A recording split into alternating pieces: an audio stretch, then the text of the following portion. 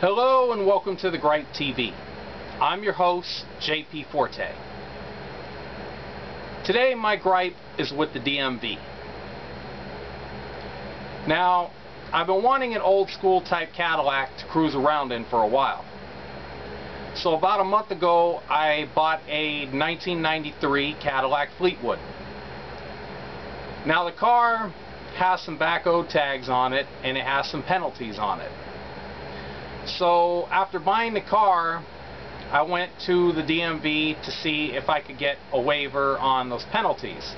Because, you know, the penalties and the back O tags, it all comes out to about $700.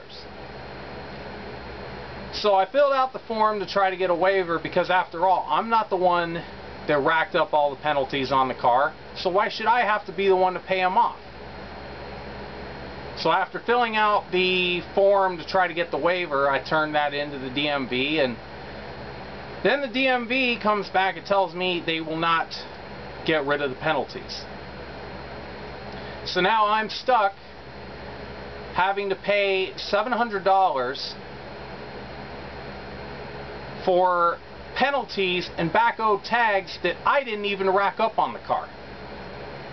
You know, I just barely bought the car. And you know what? It's ridiculous. This kind of policy is ridiculous, and it seems that California is the only state that has a ridiculous policy like this regarding vehicle registration. It is wrong and it is not fair that a person who just barely buys a car should have to pay the penalties on it that were already racked up on it before they already bought it. No other state except for California seems to do this. I can go to pretty much any other state and there can be a car that hasn't been registered for, you know, a decade or so that, you know, just barely gets going and running on the road, and then basically in those states, if there was never a non-op filed on the car. In fact, I think California is probably the only one that does the non-op thing, but then again, also these other states, the car can be sitting out for quite a number of years.